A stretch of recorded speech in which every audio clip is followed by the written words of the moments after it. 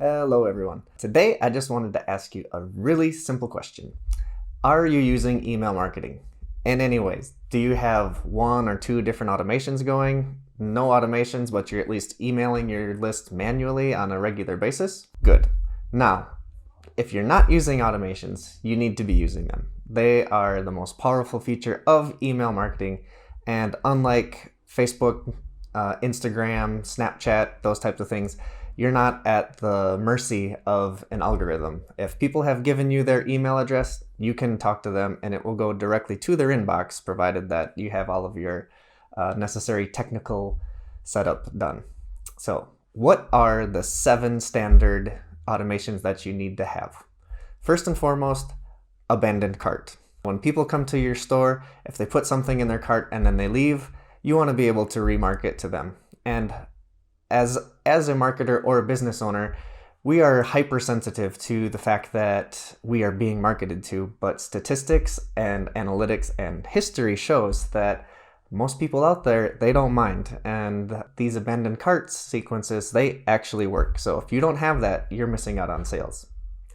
Likewise, there's called an abandoned browser automation as well. This one is a little bit more intrusive, so that takes a little bit more finesse and really understanding your customers, because here they're just showing up to your website and looking at a product. They didn't even put it in their basket, they just looked at it, and you're still going to contact them. So this one you have to be a little more careful with, but again, analytics and history shows this works. After that, assuming that you have forms on your website and ways for people to come into your email marketing, through lead magnets or discounts or a piece of content that you have created for them, you want to be able to talk to those people immediately. Especially if you're offering them a discount, you need to give them that discount right away. And then I always like to word this as for first-time buyers.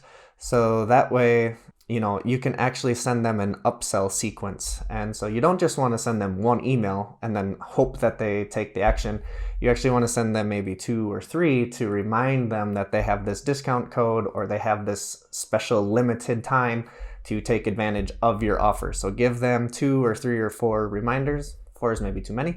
And then after that, which is a separate automation, because you can kind of use this automation from other automations, but it's called a nurture sequence. So no, you don't have to assume they purchased or not purchased. If they do go through your whole upsell sequence without purchasing, then yes, they go directly into nurture, which is where you want to explain a little bit more about your brand story, your history, get them to connect with you on another level. And that can also include showing them where you hang out on social media, if you have a blog, what type of content you create. So it's really just connecting with them on a more personal level. And then likewise, you will want a purchase follow-up series, and you would want to split that into 2. You would want to have one for first-time buyers and also for repeat customers.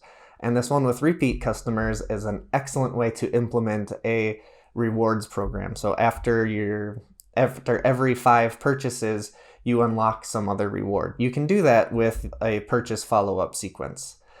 And again, depending on how people come in, so if people have not opted into your normal email marketing, but they show up to your store and they purchase something and they check the box that they want to sign up for your emails, of course they will get the purchase follow-up because you've just made that, but you still also want to nurture them. So you can create conditions within your thank you message so that way when they're done with that, they also receive your nurture. So between your upsell and welcoming people, your nurture message, and your thank you message, you can easily stay in front of your customers for at least a month after their first purchase or after their sign up. So that's non-pushy contact. It is specific to actions that they have taken with your brand, so it doesn't feel like they're just being marketed to or that you're some robot pumping out automated messages. It gives them the feel that you are taking an interest in who they are and really wanting to connect with them. And the key to all of this is that you actually do have to want to do that. You do have to care about your customers, and when you do, and when they feel that, they will come back time and time again. So the last 2 are actually for when they don't connect with you and what happens then. So depending on the life cycle of your products, you can create a customer win-back series. Now, if you're selling toilet paper and you know that people are going through your toilet paper every month, then you can set up a customer win-back that says, well, if somebody hasn't come back and purchased more toilet paper in 3 months, we want to try to re-engage with them. And so again, you can automatically set that up and keep track of when their orders are. And if 3 months have gone by, you automatically remind them that, hey, don't you need more toilet paper? And likewise, you can set up it's called a sunset or an automatic list cleaning. It's important to only keep people on your list that are totally engaged with you. So if you're sending people all of these emails, which by the time you're done with a welcome sequence, a nurture sequence, and a thank you sequence, and you've been in front of them for a month, then maybe you want to keep them on for another 2 or 3 months with just your normal email campaigns. At the end of those 3 months, if they haven't purchased from you, if they haven't opened your emails, if they haven't clicked your emails, if you haven't done some other metrics that you determine as someone being engaged with you, then you want to clean them. So you set that up as the trigger and you send them, again, a sequence of emails to try get them to re-engage. If they do re-engage, great. If they don't, you want to archive them, suppress them, unsubscribe them, but just don't have them in their list if they're not going to take an interest in you. So we went through a lot of details in a really short amount of time, but those are the 7 standard automations that almost anybody should have. If you're selling anything on your website, you need some version of those 7 automations. And if you need help or you want to learn more about these things, don't feel afraid to reach out and contact me, and or maybe just wait a little bit longer and I will tackle these one by one.